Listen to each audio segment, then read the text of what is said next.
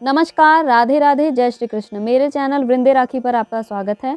आज मैं आपको इस वीडियो में गुप्त नवरात्रि के छठे दिन की कथा, जो माँ त्रिपुर भैरवी की कथा है, वह सुनाऊंगी। गुप्त नवरात्रि के छठे दिन त्रिपुर भैरवी की पूजा अर्चना की जाती है। देवी त्रिपुर भैरवी का स्थान 10 महाविद्याओं में छठे स्थान पर आता है।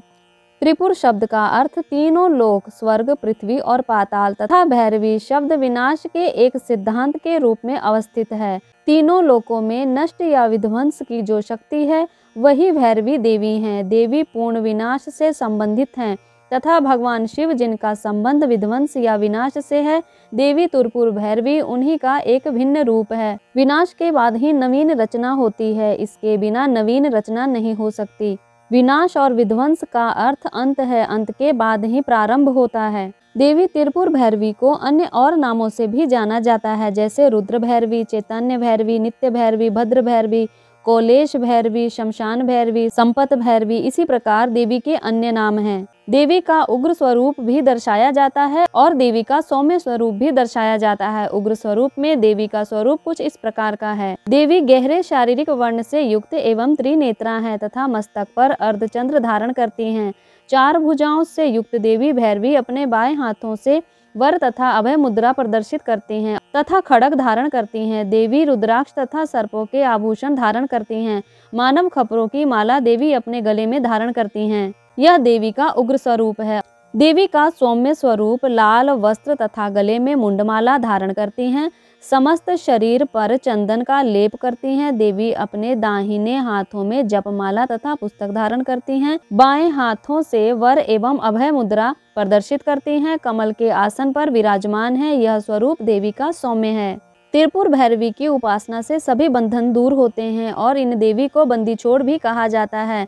साधक की सभी कामनाओं को पूर्ण करने वाली यह देवी सिद्धियों की देवी हैं। साधक की सभी कामनाओं को पूर्ण करके देवी सिद्धियां प्रदान करती हैं। जो साधक होते हैं वह गुप्त नवरात्रि में देवी की विशेष पूजा अर्चना साधना करते हैं। देवी के भैरव बटुक भैरव हैं। देवी त्रिपुर भैरवी का ही स्वरूप दुर्गा रूप है, जो महिषासुर का वध करने के लिए प्रकट होती हैं। कथा के अनुसार जब एक बार देवी सती अपने पिता दक्ष के यज्ञ में बिना बुलाए ही जाना चाहती थी, तब भगवान शिव के बार बार रोकने से देवी सती के शरीर से 10 महाविद्याएं उत्पन्न होती हैं। वह 10 देवियां भगवान शिव को घेरकर खड़ी हो जाती हैं। उन्हीं 10 महाविद्याओं में से एक देवी भैरवी थी, जो अत्यंत भयंकर रूप धारण किए हुए थी, जिन्होंने भगवान शिव को यह कहा कि वह सती को यज्ञ में जाने दें। भगवान शिव के समक्ष प्रकट होने वाली यह 10 महाविद्याएं ही गुप्त नवरात्रि में पूजी जाती हैं। इसमें से त्रिपुर भैरवी गुप्त नवरात्रि के छठे दिन इनकी पूजा अर्चना की जाती है।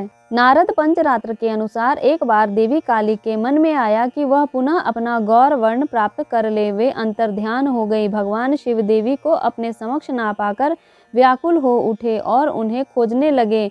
उन्होंने महर्षि नारद से देवी के विषय में पूछा। तब नारद मुनि बोले, प्रभु, देवी शक्ति के दर्शन आपको सुमेरु पर्वत के उत्तर में हो सकते हैं। वहीं देवी की प्रत्यक्ष उपस्थिति होने की बात संभव हो सकेगी।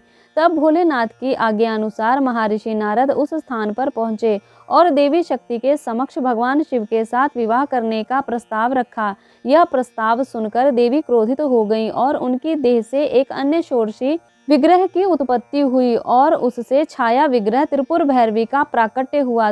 देवी त्रिपुर भैरवी का स्वरूप सृष्टि के निर्माण और संहार क्रम को जारी रखने के लिए हुआ है। देवी त्रिपुर भैरवी तमोगुण तथा रजोगुण से परिपूर्ण है।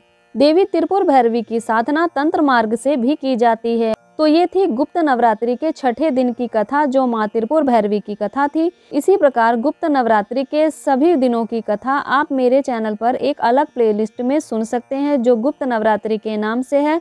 उस प्लेलिस्ट में आप और भी बहुत सारी जानकारियाँ गुप्त नवरात्रि के बारे में जान सकते हैं और साथ ही 10 महाविद्याओं के बारे में भी जान सकते हैं। तो ऐसी ही जानकारियों के लिए चैनल से जुड़िएगा। चैनल को सब्सक्राइब करके बेल आइकन को भी प्रेस कर लीजिएगा। तब तक के लिए नमस्कार, राधे राधे, जय श्री कृष्ण।